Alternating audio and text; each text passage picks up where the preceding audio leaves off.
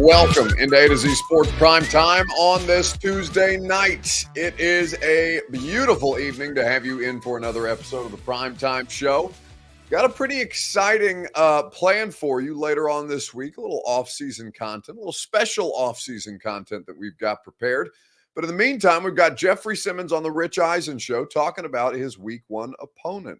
What he had to say about Caleb Williams, the number 1 overall pick in this year's NFL Draft. We'll also talk about the Titans' greatest advantages heading into a new season before we get to a gone viral video at the end of the show. We're always happy to have you guys here. We always appreciate when you show up for us. We also appreciate when you share the broadcast around on Facebook, YouTube, Twitter, and on Twitch. We do appreciate it. If you are on Twitter, please retweet the show in the bottom right-hand corner of your screen. If you're on Facebook Live, you can share now to public. That is in the bottom left. And if you're on YouTube or on Twitch, please subscribe to the channel. Throw a like on the video while you're there. And once you've done those things, we can go ahead and get this thing started as more of you guys start to trickle in. Welcome into A to Z Sports Prime Time from the Zen Sports Studios. I'm your host, Buck Rising. I'm proud, as always, to be presented to you by the wonderful people at Zen Sports. Download the app, plug in the promo code ATOZTN, get up to $100 on your no danger first wager at zensports.com. Of course, you know that the place to go for your next vehicle is Two Rivers Ford, the South's most trusted Ford dealer. Two Rivers Ford in Mount Juliet or online at tworiversford.com. They'll put you in the driver's seat as the car buying experience goes. It's the best in the business. TrueMath Fitness in the Gulch is the best workout experience for you wherever you are in your fitness journey. TrueMath is there to help you achieve. Go to TrueMathFitness.com for your first workout free as a Middle Tennessee resident. All right, so Jeff Simmons made an appearance on the Rich Eisen Show today, and it was interesting enough talking about the Week 1 opponent that I thought that we would share some of that information for you here. Now, among the different things that Jeff Simmons, it's the first time that we've heard from Jeff Simmons in a while, mind you, because, of course, he hasn't been at the Titans offseason program. He has been in the building, but he has not been on the practice field. And again, he has not been made available to media. So this is the first time we've heard from Jeffery Simmons at any point since, I want to say, locker room cleanout day. And, of course, the things that come up, among others, are the coaching change and how the vibes are in Tennessee, and also about the Week 1 opponent, which, as we mentioned, is the number 1 overall pick in Caleb Williams. Wanted to have you here because you, Jeffery Simmons, Week 1 of the National Football League season, will be the first human being on the other side of the line of scrimmage Painted nails in a game. Painted nails. I can't wait to say that to him. For Caleb Williams. Most definitely.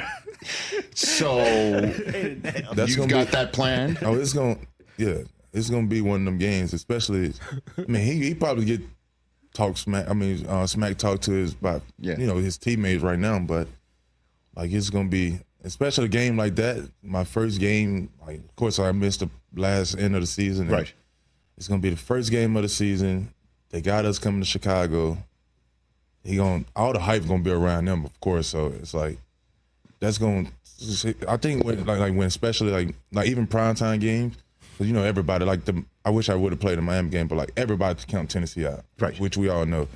And a game like Chicago, and I'm sure they thinking we about to get beat out the like bad. So that also make me even talk more smack and boost me up a little more, make me get in a different mode as well. So I'll be in a different mode that game. Well, speaking on behalf, if I may, of the national media, of which I am a part, there's no doubt in my mind that entire game leading up to it will be all about the Chicago Bears, Caleb Williams, and Keenan Allen, and Rome Odunze, and what the Bears have done to get Caleb Williams all set up. And you guys will be absolutely an afterthought. There's no doubt in my mind about it. Most definitely. And I would say that to you with no conviction at all. I get it. When you got a first-round pick like Caleb Williams himself, which is a great player. Watch him a couple games when he was at USC, and he's a hell of a player. But Right. it's a different league, and I'm excited to play him the first game. Well, So that is Jeffery Simmons on the Rich Eisen Show. A to Z Sports Prime Time is presented by Two Rivers Ford, the South's most trusted Ford dealer. Go to Two Rivers Ford in Mount Juliet or online at tworiversford.com. They go above and beyond for you to get the best car in the business, whether it's the new or pre-owned vehicles at Two Rivers Ford. They always come with that award-winning customer service. Like I mentioned, they've been delivering it to Middle Tennesseans for over 40 years. Two Rivers Ford in Mount Juliet or online at tworiversford.com for more information. So Jeffery Simmons talking about painted nails and Caleb Williams, the week one opponent. He says, I can't wait to say it to him, talking about Jeff. Well, in particular, Jeffery Simmons is not alone in the idea of having some interest in, I'll say, humbling Caleb Williams a little bit. There's been a lot of talk about him this offseason. There's been a lot of discourse about the player that he is, the eccentricities that he has, we'll call it. You bring up the painted nails, of course, famously the breakdown that he had in the arms of his mother after a game, after a Pac-12 loss this past season, where he was criticized or scrutinized for that, depending on what outlets you pay attention to or how you talk about this stuff. And in particular, Jeffery Simmons is one of the people who is looking around at this hotshot rookie coming in, just as there's always hotshot rookies coming in. Saying, all right, keep it up with the QB1 attitude right out of the gates, as number one overall picks always do, and should, by the way. He's a really, really good player. But he, B. French says in the comments on YouTube, Jeff Simmons just told us he is going to kick Caleb Williams' ass. That's what they absolutely intend to do. And Jeff Simmons is going to be the first person to get a crack at the number one overall pick among other players on the Titans defense. Brad Ford says, messed up the shaving routine. You guys are very commenting a lot about my lack of facial hair. I don't think I've ever shaved, or I don't think I've shaved down all the way since high school, but I had a little work done at Canvas Skin yesterday. They were working on some sun damage that I've got in my face from years and years out at training camp outside, and they got me right. So we really appreciate all the good work there. If you felt my skin right now, it's because it feels like sandpaper a little bit, because they zap me all over the place with a laser. And if I had facial hair, then my facial hair would be gone with the laser. So I went ahead and took it off anyway. But we're feeling good. We're looking great, and we're getting rid of the sun damage, which is great news, because I am not interested in having those issues later on in life. Either way, you don't care about any of that. We're here talking about your football team. Either for Caleb Williams, it is going to be a lot of scrutiny, because Rich Eisen is right. He mentioned the Titans as an afterthought. The Titans are going to be an afterthought in this game. All of the discussion around Caleb Williams' debut is going to be around Caleb Williams, the Chicago Bears, the more famous franchise, the better player at the position among all the other rookies, and the more interesting prospect between the two quarterbacks in Will Levis and Caleb Williams. Caleb Williams and the Chicago Bears are going to be the headline. There's nothing that you can do. There's nothing that you can say. There's no player that you can sign that will make a difference in that. But that doesn't mean that you can't go to Chicago and kick their ass in week one. And that's basically Jeffery Simmons' position at that point. Jeff has been here long enough to understand that he and his organization are going to be an afterthought. Titans fans understand that they and their favorite team are going to be an afterthought, especially in a situation like this. But I think it's a fun game for exactly that reason, because not a damn person is going to be paying attention to the Titans leading into that game, other than us here locally, because that's what we do every day. And if they go to Chicago and give Caleb Williams a tougher time than he may have expected, or like Jeff Simmons said, to an extent, humble him on, it's not a nationally televised game, but it will be a televised audience. That will be talked about a lot. It will be mostly about Caleb Williams' struggle, but it also put the Titans on the map in a big way right out of the gate, which we will talk about later on in the show. And that is something that Jeff Simmons and all these other players certainly relish the opportunity to do. Now, Caleb Williams as a perfect fit for the Chicago Bears is something that Pat McAfee was talking about on his show earlier this week, and we'll play you those comments as well. Actually, this was from a while ago when Caleb Williams was drafted. I apologize, not this week, but closer to the actual date of the draft, after the draft. There was conversations a couple years back about Joe Burrow maybe doing this in Cincinnati. That's right. Because Cincinnati's still being voted not that great of a facility, not that great of an operation. That entire thing when it comes to the NFLPA report card. But they got new ownership, new run, new camp, new everything. So they feel like they're a brand new building, and they should be proud. Hey, let's go, Bengals. They should be very proud to turn that whole thing around. I assume the Bears are thinking the same thing. Yeah. We got new GM, new president, new coach, new culture. We're getting new players in here. So you can't judge us off of what has happened, historically in the Chicago Bears for the last 20 years, which is you guys suck. Garbage. Trash bag. Yep. Hot.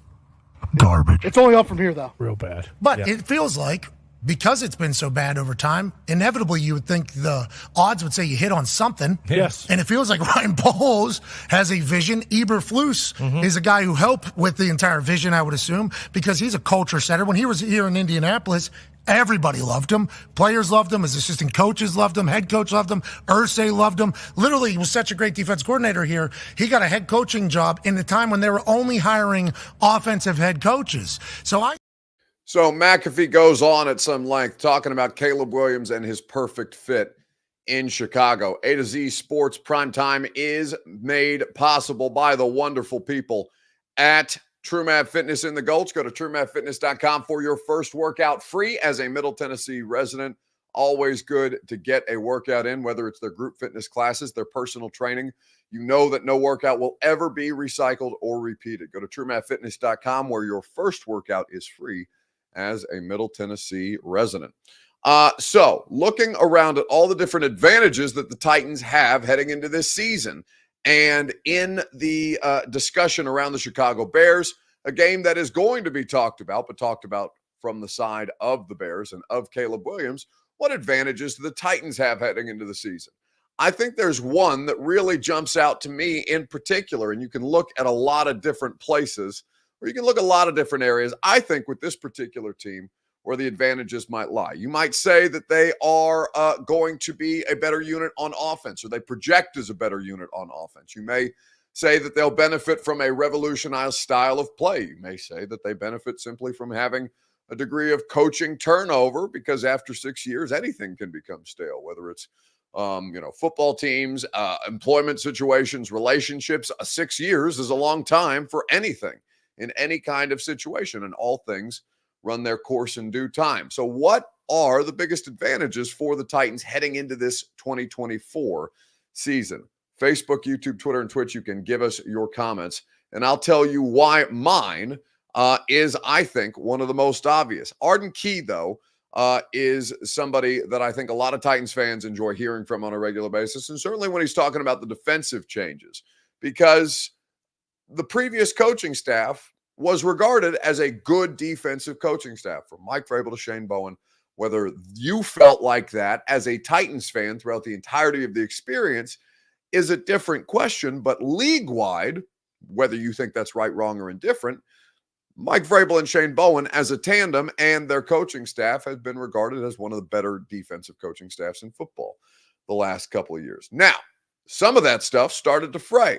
And the explosive plays in particular, the kind of lack of attention to detail that started to show through in some of the critical areas is something that Arden Key talked about earlier this offseason.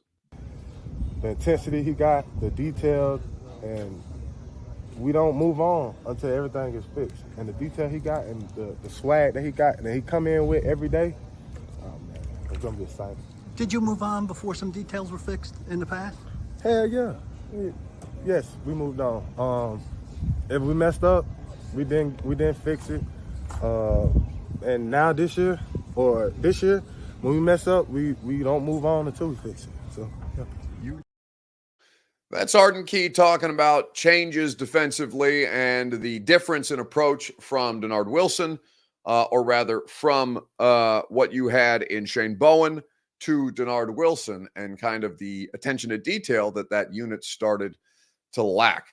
Ramon says on Facebook Live, the only player in a position of pressure will be Caleb Williams. Rookies can fail with a good pass rush. Sure, of course. I mean, there are way more rookie quarterbacks that don't make it than do, right? The exceptions are the ones that do make it, that do go on to be something special, that do deliver on the kind of hype that we build up around these guys. And a lot of times it's our fault for the level of hype that we build up around these guys, that it is damn near impossible for them to achieve. But it's hard for us not to fantasize about greatness in sports when Patrick Mahomes and Tom Brady and Aaron Rodgers, a lot of great young quarterbacks that are coming out. Lamar Jackson is not I wouldn't call him a young quarterback at this point. He's been around for a while. He's a 2-time MVP, but this is an exciting quarterback era of football that we're currently in. And it does take a great deal of skill, effort, work, a competency around them, and frankly, just luck in a lot of situations for these rookie quarterbacks to succeed. So if you can be the first person to knock him on his ass and do so effectively and do so to the detriment of the team that drafted him, that's going to be a big benefit, a great way to announce yourself onto the stage this year with this year's team. If you're somebody who believes that the Titans are slept on or doubted or underrated, whatever imagined slight you might have about how other people, or not even imagined, but Rich Eisen just told you the Titans are going to be an afterthought in that Week 1 game, and so it's incumbent upon the Titans to make sure that they're not an afterthought in that game. Sean Michael Hayden says, no way Bowen and Vrabel were viewed in the upper echelon of defenses. Well, yeah, of course they were. That's ridiculous. The 2020 season was historically bad, and we've talked about the failure that Clowney and Beasley and Jonathan Joseph and all those personnel decisions made. The following year, they were excellent. When you talk about teams, the way that teams would watch, and this is prior to what Mike McDonald has been doing with the Ravens, and there's always good defenses out there that teams will just throw on tape. But when you talk to a lot of coaches, it's things like the combine during the Vrabel era. They'd say, yeah, if we were just kind of curious to see what teams were doing on defense or what teams were trying on defense or what teams were succeeding with on defense, a lot of times they put on the Titans. Now, I'm not talking about specifically the 2023 Titans because that's not what anybody would argue is great defense, though they were the league's best red zone defense and were still middle of the pack for as bad as those explosive plays felt and for as ill-timed as a lot of those third down conversions absolutely were. Titans were a middle-of-the-pack defense last year. They were not bad by any stretch of the imagination. And while the secondary stuff is, I think, the most fair criticism of anything, the corner play, right? Playing off as often as they did, whether or not they were doing so because of personnel deficiencies and just trying to adapt, it killed them, right? Consistently, it killed them. But for the most part, the Titans had really, really strong to above average defenses here in Tennessee while Mike Vrabel was the head coach. Buzz Reisinger says of Caleb Williams, don't envy him. Going to be fun watching the Titans get after him. Malachi Perry says, how does a defensive coordinator game plan Week 1 against a rookie quarterback? Do they watch college tape and find where he struggles? Well, sure. I mean, the Titans won't have done Caleb Williams as a scouting prospect, right? Not to the extent that teams who were actually going to draft a quarterback at the top of the first round this year, and really with the number 1 overall pick, did. So the college tape on Caleb Williams is something that they'll definitely have a general understanding of. It's not like they haven't seen Caleb Williams play before. He's one of the most famous quarterbacks in the sport coming into the NFL, coming into the pro game. But the thing that Greg Cosell, we do the podcast every week, the install, except for last week because we were off last Wednesday. But we'll do another episode tomorrow. The thing that Greg and I always talk about, or that Greg always reminds me of, is that coaches coach against coaches. So will they watch Caleb Williams tape from college? Probably not a ton. Will they watch who's the current offensive coordinator of the Bears? I should probably know this. I know it's not Luke Getsy anymore. I see if I can pull it up very quickly. Shane Waldron. So yeah, Shane Waldron's been in the NFL for a long time. They'll put on Shane Waldron tape. They know the personnel to an extent. A lot of these guys, a lot of the scouts, a lot of the coaches will have researched the players who are, around the league, right? Everybody does their due diligence, or is supposed to do their due diligence around the draft time. So you have a base level understanding a lot of the personnel. So coaches, like I said, coach against other coaches. Shane Waldron is somebody who has an established NFL track record. He'll have tendencies. He'll certainly adjust this scheme that he's running, or adjust the scheme that he runs to the personnel that he is going to be able to run it with. But It's really not that deep of a dive to just put on some Shane. Where was Shane Waldron last in OC before Chicago? I want to say Seattle, but I think that I might be mistaken about that. Either way, Shane Waldron is somebody who has who there will be tape of the offenses that he runs, and you have a fundamental understanding of what Caleb Williams is and the personnel that they have offensively and defensively. So not that heavy of a lift. The biggest advantage that the Titans have heading into the season, in my opinion, is that they are under the radar, that there are zero expectations. They are favored, at least in the offshore books. When the schedule came out, they are scheduled, or rather favored, in only one game, and that is one game against the New England Patriots at home late in the season, who will likely be starting a rookie quarterback by that point in time, with Drake May the third overall pick in this past NFL draft. The Titans have zero expectations from anybody other than themselves. They expect to be meaningfully competitive, and I think there's a lot of you guys who expect them to be meaningfully competitive. I personally think they are going to be frisky. What that looks like, I have no idea. I couldn't even begin to project before we've seen at least training camp and have some kind of representative sample size of how all these parts and pieces work with actual pads on. But for the most part, I think you're buying on the Titans if you're paying attention to the Titans. And if you're somebody who's not, then they're the kind of team that will sneak up on you. And I think they are going to make life unpleasant for a couple of different teams this year who should expect to beat the team that they view as the lowly Titans. Whether they end up being that or not is entirely incumbent upon them. 8-9, says Jim Pittman. He's given me record predictions already, and that's fine. That's still good enough to be in the hunt for a wild card spot down the stretch. All right, a gone viral video is what we'll wrap up with on the primetime program. The best thing that you saw on the internet this week, Facebook, YouTube, Twitter, and Twitch, let me know, and I'll give you mine here in just a second, right after I remind you that the primetime program is made possible by the Ashton Real Estate Group of RE/MAX Advantage. GaryAshton.com gets you your dream address without the stress, and remind you, don't sell without the intel that only the official real estate agent of the Nashville Predators can provide at GaryAshton.com. Okay. So, best thing that you saw on the internet this week, let me know in the comments section. I was at Beer Olympics today for Taylor Lewan, or for Barstool Sports at Taylor Lewan's house. Apparently, there's been some great internet controversy over their hosting of the Beer Olympics. They had a lot of people drop out. They had to change the location. Either way, it was a smashing success, I thought. I think a little less violent than last year. I didn't see Mike Chandler try and shark anybody in the pool, which is a legitimate one of the most intimidating things you could ever see, swimming at you or hurling at you like a torpedo. A professional fighter that way, but it's always an enjoyable time out there at the Lewan palatial estate, and certainly they put on a good show with the beer games the way that they did again this year. Ready?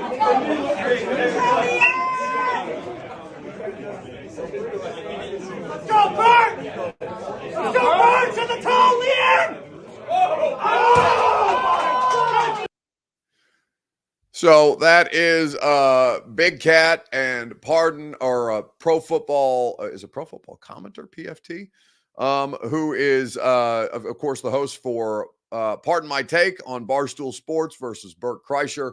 And his teammate at the Beer Olympics. It was good to see Dennis Kelly. It was good to see Delaney Walker, Darren Bates. Been a while since we've seen a lot of former Titans that I used to cover hanging around, and it was always a great time to get out there, out by the pool. Pool essential today. Hope if you were working outside that you were safe and properly hydrated. I do not envy anybody who is working outside right now doing construction or otherwise. Tig says puking and getting DQ'd not long after. Big Cat, yes, I think I left before he vomited. Delaney lied to me several times and told me that he did not vomit. I definitely saw him puke, though he maintains that he did not puke. Either way, it was an electric time always. I'm sure the editing on that has to be insane for the brave Barstool content producers who are out there cutting it up, but always appreciate Lewan including us, and always a great time to be able to catch up with some people that I haven't seen in a while. Anyway, that's going to do it for us tonight on the Primetime program. Thanks for hanging out here with us. Radio show from 10 to 1 on 104.5 The Zone. We will have a great time with you guys. Let's see what we have on deck for you. Tomorrow, we will have the dumbest thing in sports. We will talk about Tennessee and Vanderbilt and their respective trajectories. We'll also spend a little more time on this Jeffery Simmons, Caleb Williams discussion. Have a great rest of your night. We'll talk to you tomorrow morning at 10 a.m. on the radio show. Go home! Go home! Go home! You're embarrassing Nashville! Go home!